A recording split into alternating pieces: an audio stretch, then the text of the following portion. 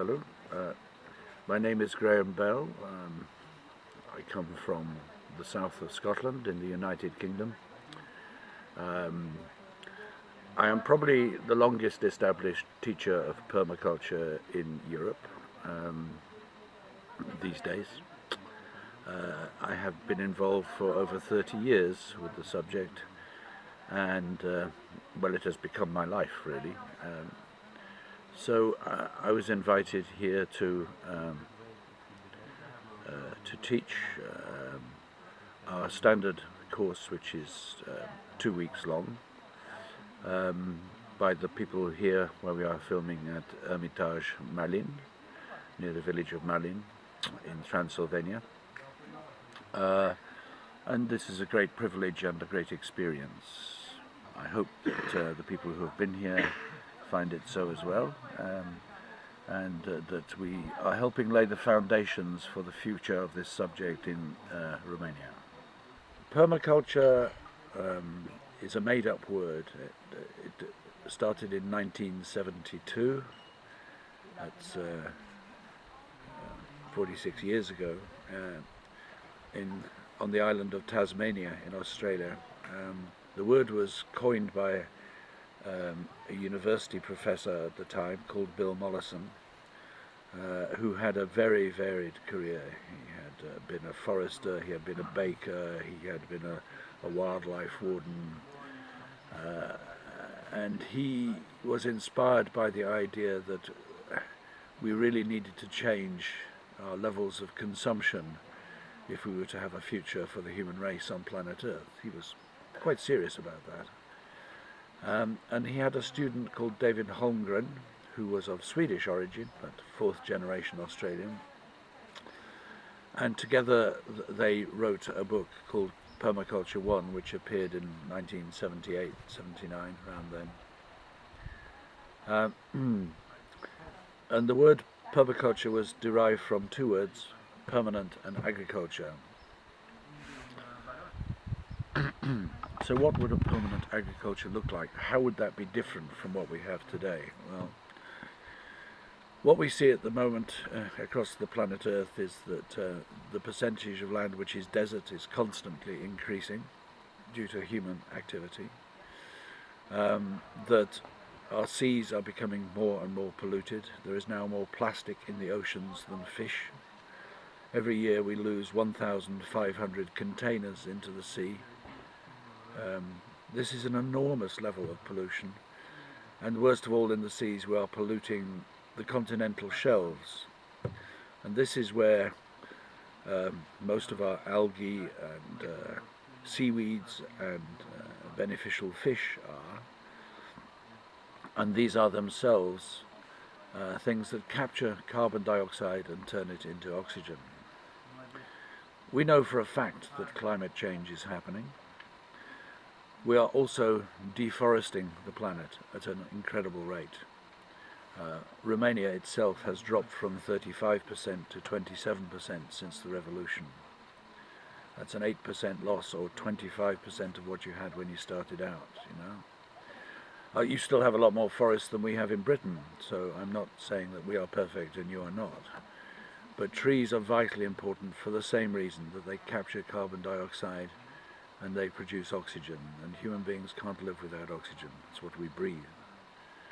But also they stabilize the soil, they produce fertility, they protect us from extremes of climate, wind, sun, rain.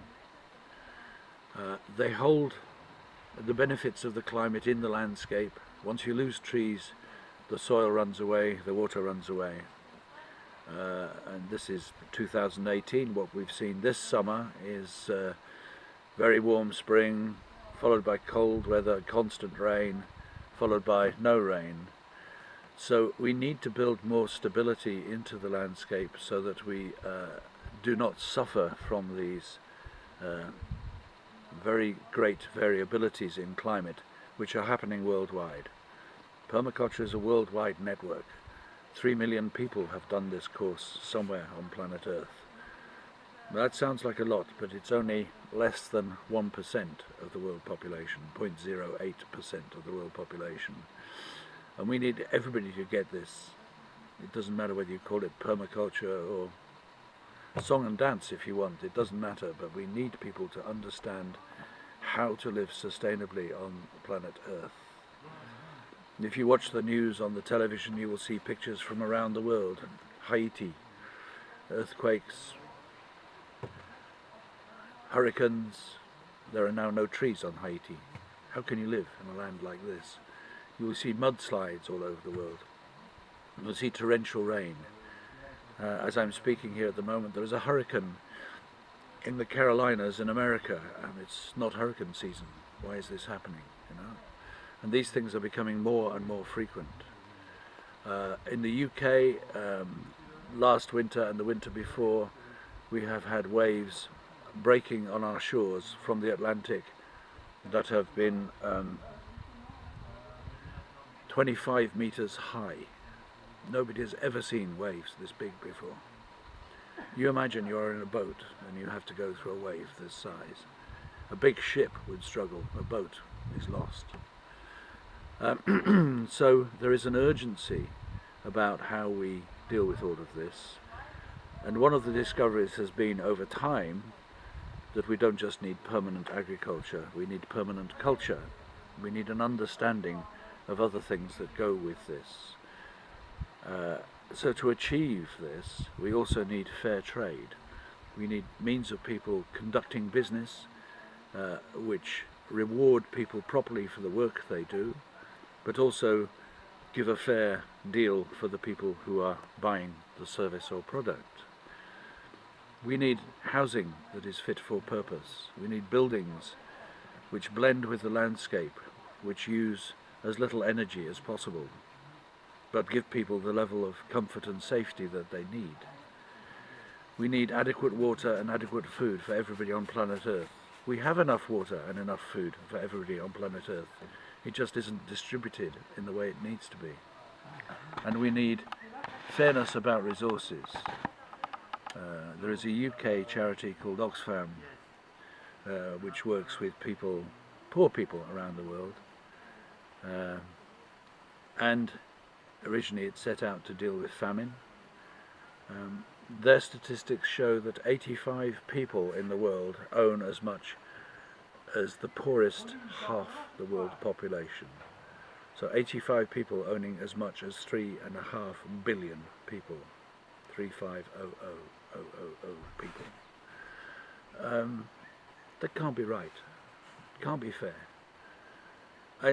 I'm glad that some people are able to create wealth and share it with other people. So I don't think it's wrong for people to earn money or become wealthy, but I do think it's wrong if they don't use their wealth to help other people. So I think we all have a duty to think about these things and do what we can. So what permaculture proposes is that we all take responsibility for ourselves. We stop expecting governments to provide everything for us. As much as possible, we look after ourselves. We build our own homes, we look after them. We grow our own food, we feed our families, we educate our children. We care for each other. So it's an ethical system. We now call it Earth Care, People Care, Fair Shares. And in this way, we can create a world which is much more peaceful, much more productive. And in doing this, we leave a lot more space for all the other life on planet Earth, which has just as much right to live as we do. Who knows what whales and dolphins do to keep our oceans clean and alive? Killing them is really, to me, a crime. Who knows what insects and birds do for the health of the planet? I know that in my garden, where I use no chemicals, they help keep it healthy. They stop things getting out of control. So when everything is in balance, we don't get a problem with pests. One of the problems is with chemical agriculture, we think, oh, aphids, for example, we don't want them. They damage our crops. Well, aphids do very little damage to crops, but they are vectors for viruses in wheat, for example. So if they get out of balance, they become a problem. If you kill them all, you now have a real problem, because there is nothing for the predators that eat them to eat. So the predators die too. You know? So in my garden, the aphids start to appear in the spring, and then the little songbirds come along and they hop along the branches eating them, and in a couple of weeks you don't really see them anymore. They're still there, but in very small numbers. So everything is in control, but we are not controlling it. The world of nature is controlling it. So nature is our model in permaculture. We are trying to learn from the natural world, how do we work less, waste eventually nothing, but as little as possible, create no pollution. Everything that we produce as waste needs to have a use back in the system. So we are trying to make energy loops. Everything that's left over from what we do, we have a use for. That's it. Hermitage Marlin has been a very interesting place to teach. It is off-grid, no mains electricity, no mains water, down quite a long track from the village, so not as accessible as most people would probably like in this day and age. And it has beautiful countryside. We are in the foothills of the Carpathian Mountains, I'm guessing. So there is a fantastic variety of wildlife here. There are lots of trees, it's good to see, and I firmly believe that trees are one of the most important things for the survival of humanity. There are a number of reasons for this we can go into. One of the things that's very special in Romania for me, in the parts I've seen, is the meadows. You still have very, very diverse meadows here with masses of different plants and different grasses and so on. And this is a very sustainable way of keeping livestock, and it makes very nutritious hay. When you have lots of herbs and flowers and so on along with grass, then you have less need of veterinary intervention, because the animals eat food that have a much more mixed mineral basis. So, you know, animals like humans need a varied diet to be healthy. In many other parts of Europe, you will find that people have ploughed all this up and sown monocrop Italian ryegrass, which is the fastest producing commercial grass we have, but it is a monocrop and it doesn't have the same nutritional benefits as this mixture of plants. But the other thing this does is it attracts a very wide range of invertebrates. There's the most amazing range of butterflies and moths here, for example. Beautiful little blue butterflies. I believe that there are grants if you have remaining populations of these in Romania, which is great. Lots of really nice yellow butterflies, and we have had fun coming from the UK trying to identify all of these. Crickets, grasshoppers, lots of interesting spiders and caterpillars. It's all part of the cycle of life. When you have diverse habitat, you attract diverse creatures. When you have diverse invertebrates, then you attract diverse bird life. And again, the bird life here is amazing. We have seen and heard 4 different kinds of woodpeckers. There are 8 different kinds in Europe, but we have seen 4. There are raptors, that is birds of prey. There are songbirds. There's not as many songbirds as I would expect in such a varied environment, I must say, but there's still a very good range. And in an old farming landscape like this, there are many mature trees which are producing huge amounts of fruit. But there is a downside to this, which is a lot of the landscape has been neglected, and so the young people who have taken over this project here are working hard to try and rejuvenate and exceed what was here before, and that's a big task. I haven't been all over Romania, but I have seen, flying into Cluj, quite a lot of the landscape from the air, and it's a very interesting pattern of monoculture commercial forestry, mixed woodland, which is much more beneficial for the reasons I said, and some very good earth. I've looked at soil maps and can see where the best soils are in Romania. But I understand that in some of the lower lying flatter parts, a lot of the land is being bought up for large scale chemical agriculture. And I haven't seen this, but I have read about it and been told about it. And that, I think, is unfortunate. I think broad scale farming has its place. There are certain crops it is much easier to produce by this, like wheat, for example. But you have enough of traditional agriculture and landscape left in Romania to really need to preserve it, every part of it that you can, for the future. Well, it's been a very interesting group of people to work with. I have been teaching this course for 30 years now, and I think this group as a whole is probably the most intelligent group of people I ever worked with. There is a range of knowledge and understanding, but universally the people are very bright, which is a tribute to the educational system here, despite the fact that many people have reservations about their time at school and so on. Or maybe it's just that these people are self-selecting. These are the people who can see the need for change in how we manage human affairs. I don't know. We have people here from France, Belgium, Romania, England, and many of these people have worked abroad, so their language ability is great. The course has been taught in English, which most people follow most things. Personally, I can speak some French as well, and as do some of the people here, and for some of the people it's their native language, so we have another language we can use. And part of the course has been in Romanian when people are talking amongst themselves and so on.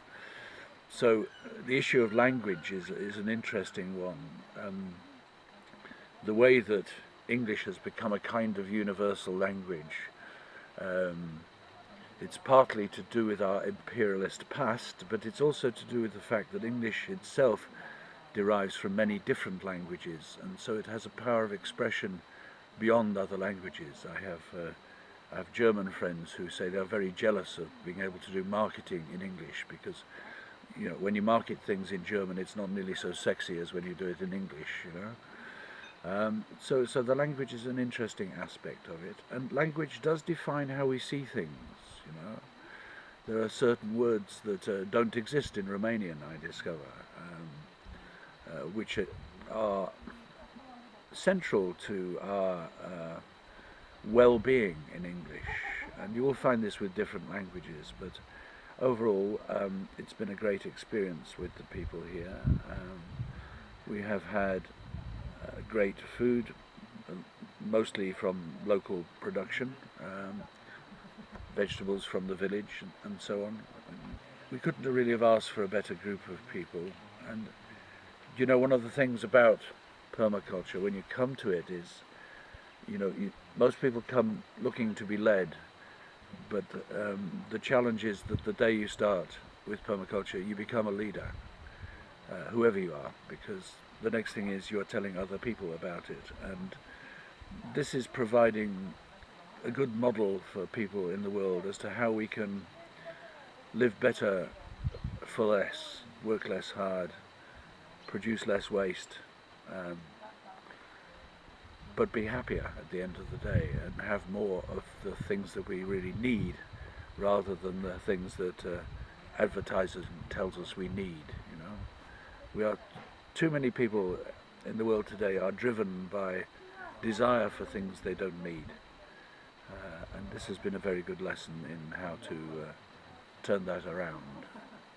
I've taught this course with a number of people helping, and far more than I ever did before. Most of the time I teach this course on my own. I always say to people, if somebody wants to come and assist to learn, that's fine and they are welcome, but very few people actually ask me. When I teach in my own home, which is a very special experience, I can only teach about 12 people. That's just the size of the room I have, because the weather is not good enough to teach outside all the time where I live. So here we had up to 23 people, occasional other people dropping in, and yeah, we had a number of people helping. We had 2 cooks, and we had a couple of people helping with the cooking and the domestic side of things. Everybody who was on the course also helped a little with cleaning and tidying, so you know, it's good to do these kind of things together. But especially we had a number of people help with the teaching. Mark Schipperly came with me from the UK. He lives about 2 hours from me, but he has lived in Romania for 10 years and he speaks Romanian, and he was delighted to have this opportunity. He is himself working to take the diploma in permaculture and training up as a teacher, and I personally think he's perfectly ready to be a teacher in the UK, and maybe he could do it here too, I don't know. But we've had another number of other people. Luci has particularly been interested in buildings. Tudor and Tudor Mihai, both from Cluj, are both very knowledgeable about plants, and Tudor is president of the Permaculture Association in Romania currently, and they have both been extremely helpful and knowledgeable. And other people have taught little bits and pieces as we have gone along, and the people who live here at Hermitage, that is Remy, Colline and Ludo, have been helping and contributed, and they have taken the role of being clients for doing design exercises, for example, and they have done a lot of practical things. Ludo did a great job building an apple press, so we made apple juice from the spare fruit here. There have been lots of little contributions of this. To me, this is one of the key attractions of being here. I feel if you go away from your home to teach, if you have to go 4 times, you have probably failed. I think the first time you go to model teaching and to show how it can be done. I think the second time you go to support emerging teachers and teach a bit less. And we had a whole day here before the course working with the teaching group to talk about how we teach and so on. So to take opportunities to actually build a foundation here. If I come a 3rd time, it's really to enjoy how wonderful everybody is and get patted on the back, really. If I come the 4th time, well, I should just be coming for a little palinka and company, you know. It's important for me that what I am doing is I'm helping people take control of their own space, their own lives. I am a big fan of Lao Tzu, the guy who invented Taoism and wrote the Tao Te Ching, which is the same time as Confucius, really. It goes back to the early advice to Chinese emperors. And Lao Tzu says, you know a good leader because they walk behind the people. And also he said, when a good leader goes away, the people say, we did it ourselves. And that's really what I try to achieve here. And I think we have some fantastic people here. I think they have every reason to be confident in their ability taking things forward. If people want to come and visit me in Scotland, they are very welcome by arrangement. Yeah, I think overall we have succeeded in that aspect of what we were trying to do. And a couple of other people have said whilst we are here that they are interested to become teachers as well. Joanna for one, and hopefully they will get support to move that forwards. And you know, the thing with the global village is we are all digitally connected, so we can carry on the conversation and give some guidance about how we take things forward. And maybe if we come again another time, we can actually have a course which is just teacher training. And there are two things you need to know. You need to know the curriculum. What is it you're teaching people? And you need to know how to teach. And like I said about adult education, it's very different from teaching children. It would be nice if teaching children was a bit more like adult education, where we respect children's ability, where there is no bullying, no oppression of the children, where children are encouraged to be creative and so on. This is a challenge for educational systems all over the world, and we have some good examples. The Steiner schools, the Montessori schools and so on in particular are international examples of this. But I would like to think that the teachers who are going to be have been inspired by the way we have taught this course, and I think it's very good, and I look forward to being on the receiving end another time. We've listened to what people have said on the course here, and there is a very deliberate way that we have learned to teach permaculture, which is being shared around the world piece by piece. One or two people say, oh, it would be better if you were more technical. More people say, I'm glad we don't get too technical. A lot of people have commented on the fact that we talk a lot about care for the earth, care for people, this word care, so they start to see it as a sort of emotional engagement, and it's interesting how many people comment on that. As little as possible do we try and tell people things. We're all adults here. I sometimes have young people on courses, I mean under 16 years old. And for many years I worked with 18 to 25-year-olds, helping them on the pathway into a successful career, one way or another. And people said to me, how do you manage to get young people to do what you want? And I said, I don't. You know, this is a lost cause. No, my job is to help them do what they want. So I see this the same here. My job is to help these people do what they want. It's not for me to tell them what to do. And in fact, you know, young people don't like being told what to do, but nobody likes being told what to do. Everybody wants to be self-determined. They want to make their own minds up. So it's kind of like we put the food on a plate for the dog, and the dog comes and helps itself. If we take a funnel and stick it in the dog's mouth and force the food in, the dog just chokes and dies, you know. So to bring people to life, we need to offer them things and invite them to enjoy them. So the teaching style is much less about telling people facts, telling people things that they can look up in books or on the internet or whatever. It's much more about getting people to understand how the world of nature fits together and how we as human beings can use it.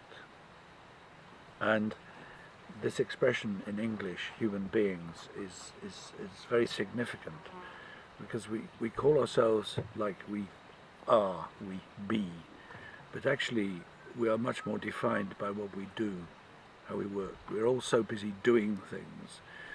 So what we're trying to encourage people to do is to replace thoughtless action with carefully considered judgment and slow changes.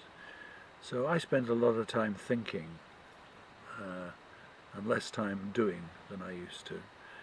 Because what you find is, if you think long enough, you can save yourself a lot of work, and you can save a lot of damage to the planet. And so the teaching method is kind of very gentle, and often we are asking questions rather than giving answers, because the people have the answers, and what we're doing is uncovering the knowledge they already have. And in this way, people can empower themselves. I don't believe I can empower anybody. I believe what we can do is make the right habitat and the right things will happen. So it's all about creating a community which looks after itself, and most of the feedback we get from the students says that is exactly what has happened. So one of the things they most value about coming on this course is the other people who are on the course, and that's great because we are all teachers. If I have 15 people I am teaching here, they know 15 times as much about the world as I do, so it's not for me to sit here being terribly clever telling them they don't know anything and filling them up with information.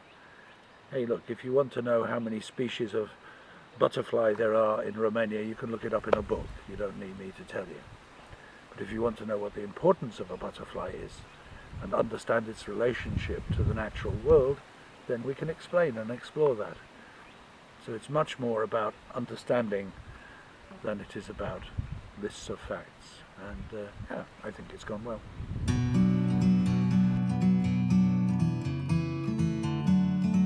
It's very interesting. I see things that are very heartening and of great beauty, and I see things that are the opposite.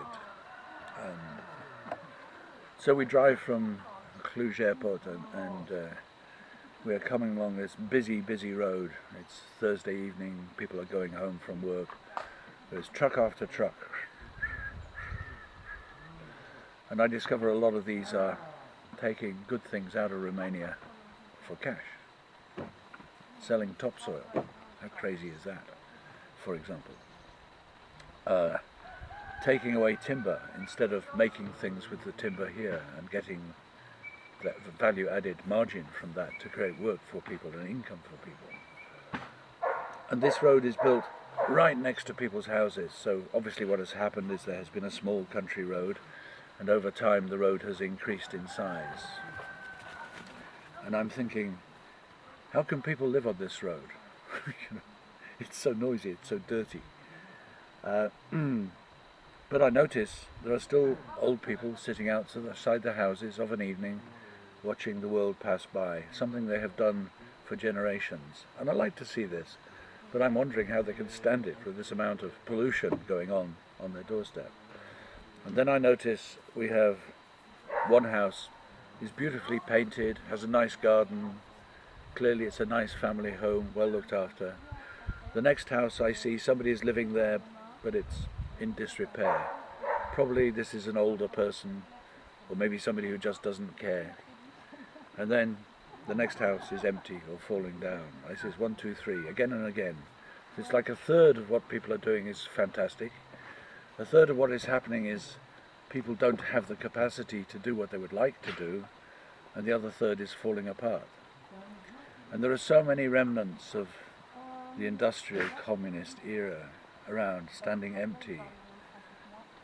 Concrete building after concrete building falling down. Waste concrete, waste steel, old factories, old collective farms. And nobody has the time or money to take these down or turn them into something useful. They could be useful. I mean, you could grind up the concrete and use them to build new roads. There is always a use for everything. We just need to find it. And so what I see is this task is beyond the capacity of the present people of Romania. And that's a shame. But I also see that this country is attractive to other people. I've met lots of people here who are from other places who think it's tremendous to be able to live in Romania. Meanwhile, Romanians are leaving. Population today, 19.5 million. Projection for 2030, 17.5 million. So it is predicted the population here will fall. But the number of people in the world who speak Romanian as native speakers is probably 26 million.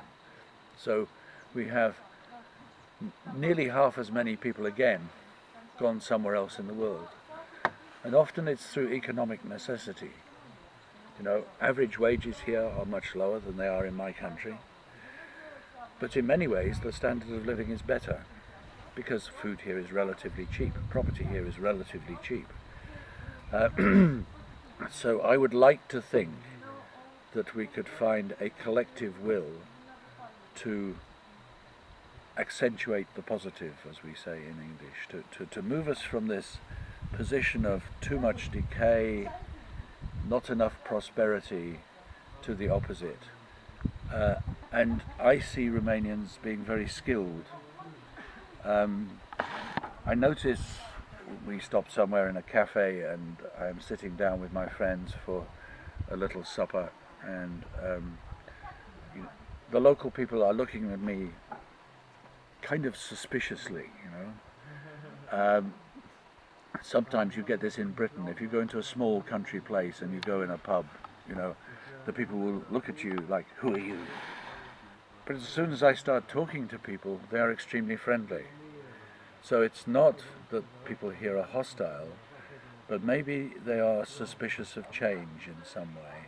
And I have worked in a number of ex-communist countries, and this kind of suspicion is fairly typical of communities coming out of the communist structure. It's different in different places, of course, but the end result that I see is that people are changing, and that the next generation has a much more global view of the world, is very well informed, knows what is happening in the world, is keen to learn more.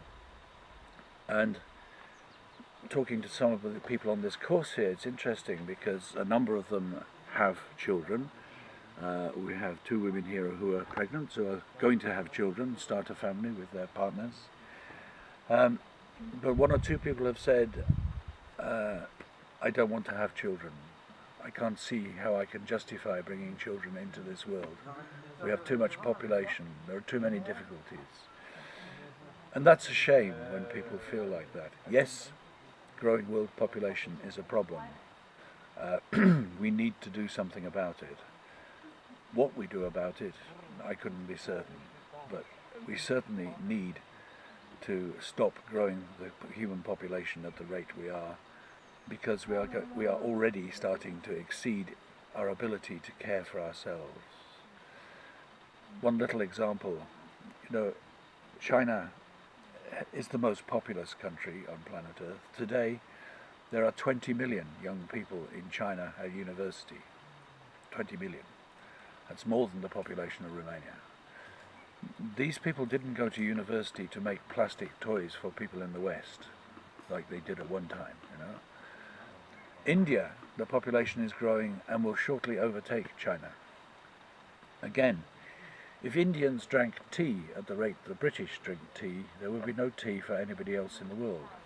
If the Chinese used petrol at the rate that the Americans use petrol, there would be no petrol for anybody else in the world. And yet these people are incredibly productive. So India has now banned the export of rice, apart from basmati, because it's a cash crop. China is producing renewable energy equipment at 10 times the rate of anybody else in the world. They are turning the Gobi Desert into a huge energy park. So their future, which currently is very dependent on coal and nuclear power, they are building in a sustainable way. So one of the biggest energy drains we have on our planet is air travel.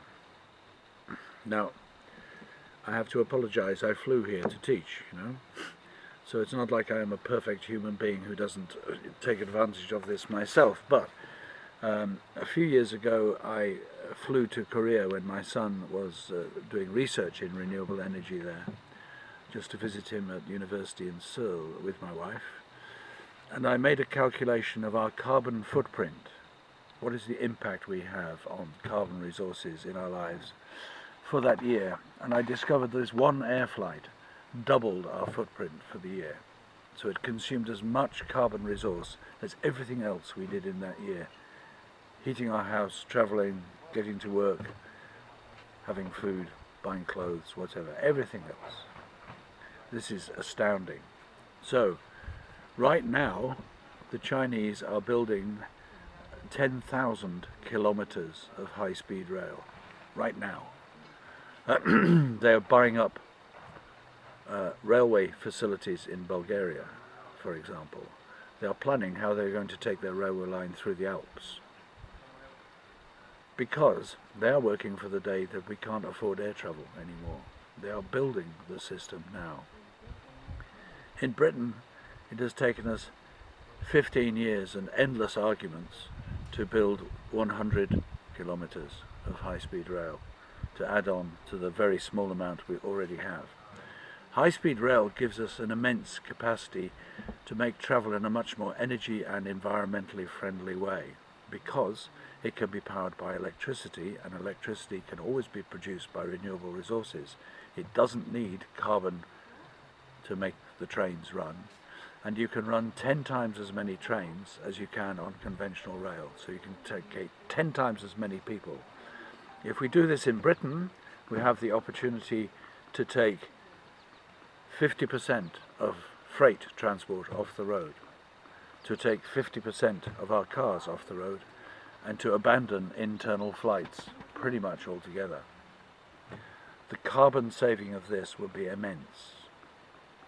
And so, the infrastructure costs are one of the biggest obstacles, and again that presents an immense problem for a country like Romania, which isn't sitting here on a pile of cash, you know. Whereas the Chinese are cash rich, the Indians are cash rich. We do not have the same facility here in Romania. However, I think that we do have immense natural resources in this country. We have coal, oil, we have immense forests, we have a beautiful landscape, we have capable people, we have fantastic history. And part of the issue in Romania, as in many countries, certainly in Europe, but the world in general, is to do with nationality and a kind of tribalism, if you like. Romania is a country of many minority groups. We have Hungarians, we have Roma, we have people from other places, we had the Saxons and so on. And this can create tensions, it does in my country, you know, tensions between different nationalities coming together. The future of the world has to be very international. The world is becoming a global community. And breaking down national boundaries is a key part of making that happen in a safe way for everybody. In Scotland, we have a population of 5 million, just over, and we have 3 or 4 native languages, but our principal language, English, dominates. But actually we have more speakers of Urdu, people from Pakistan, and Bangla, people from Bangladeshi, than we do of Gaelic, which is one of our native languages. And so it is inevitable that we have to find ways that we can accommodate and integrate people into our communities. So it's important that whilst people come from their own cultural background, they are also willing to be part of the prevailing community and culture. If people are separatist, it's splitting up the world, it creates conflict. We need people to be willing to be part of the community. So if you come and live in Romania, you have a duty to learn Romanian. You have a duty to learn Romanian ways and customs and respect them, you know.